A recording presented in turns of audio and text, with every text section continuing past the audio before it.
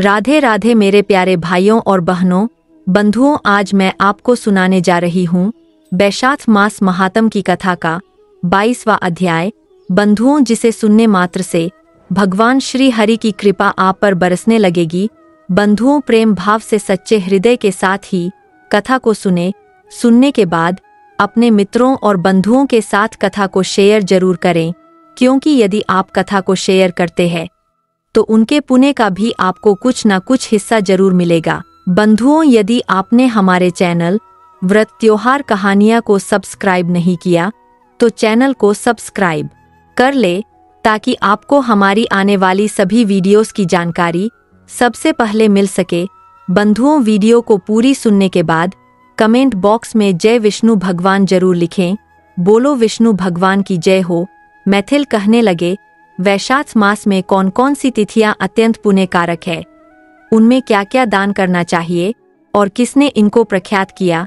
तब शती देव कहने लगे, वैशाख मास की सब तिथियां अत्यंत उत्तम है।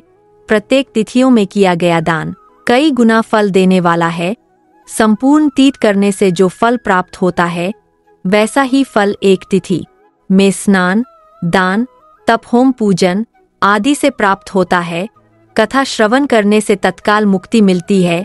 रोगी तथा पीड़ित भी इस कथा के श्रवण से कृतकृत्य हो जाते हैं। जो कोई बिना दान इन दिनों को व्यतीत करता है, उसको गोवध, प्रेतघन, पित्तघाती तथा आत्मघात का पाप लगता है। जल स्वाधीन है तथा शरीर भी स्वाधीन है, फिर स्नान में संकोच क्यों किया जाए। दरिद्री, धनवान, लंगड़ा, लूला, अंधा, नपुंसक, विधवा, स्त्री, बालक, वृद्ध, युवा सभी को बैशाख मास का स्नान जरूर करना चाहिए। बेशक उक्त धर्म सुख से साधने के योग्य है, जिससे अधिक और कुछ शुभ नहीं है। जो कोई नीच इन सुलभ धर्मों का पालन नहीं करता, उनको नरक का भागी होना पड़ता है। इसमें कोई संदेह नहीं। जैसे दही को मथ कर मक्खन निकाला जाता है, वैसे ही इस मास की तिथियों को अलग अलग बताता हूँ। चैत्र के महीने से जब मेष की संक्रांति हो, तब पापों के नाश करने वाली अमावस्या को कई गयाजी करने का फल मिलता है। मैं नरक और पितरों का एक पुराना इतिहास कहता हूँ। जब पृथ्वी में सावनी मनवंतर का राज्य था, तीवे कलयुग के अंत में जब सारे धर्म नष्ट हो गए, उस समय अनर्थ देश में धर्मवन नाम का एक ब्राह्मण हुआ। उसने इस घोर कलयुग में मनुष्यों को पापों में रत देखा। सब मनुष्य अपने वर्ण धर्मों से हीन हो गए। तब एक दिन वह ब्राह्मण महामाओं के सत्र यज्ञ देखने के लिए पुष्कर क्षेत्र गया। वहां पर ऋषि मुनि शस्त्र अनुकूल पुण्य कथाओं का श्रवण कर रहे थे। कोई कलयुग की प्रशंसा भी कर रहे थे। कहते थे, सतयुग में भगवान 1 वर्ष भर की तपस्या से प्रसन्न होते थे, जो त्रेता में 1 मास और द्वापर में 1 पक्ष में, परंतु कलयुग में उससे 10 गुना फल भगवान के स्मरण मात्र से ही हो जाता है। कलयुग में थोड़ा सा पुण्य कर्म भी अधिक फल देता है। जो दया, पुण्य, दान, धर्म आदि कुछ भी नहीं कर सकते, उनके लिए केवल हरि नाम उच्चारण करना ही अति उत्तम है। जो अकाल में अन्नदान करते हैं, वे बैकुंठ को जाते हैं।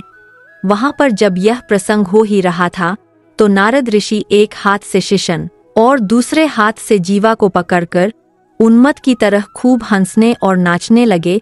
सबने आश्चर्य से पूछा, नारद जी, इसका क्या कारण है। नारद जी ने उसी अवस्था में उत्तर दिया कि निसंदेह कलयुग प्रशंसनीय है, क्योंकि इसमें केशव भगवान स्मरण मात्र से ही प्रसन्न हो जाते हैं। तब भी मैं तुमसे कहता हूँ कि शिशन इंद्रिय और जीवा को वश में करना अति कठिन है। जिसने इन दोनों को वश में कर लिया, वह साक्षात जनार्दन के तुल्य है।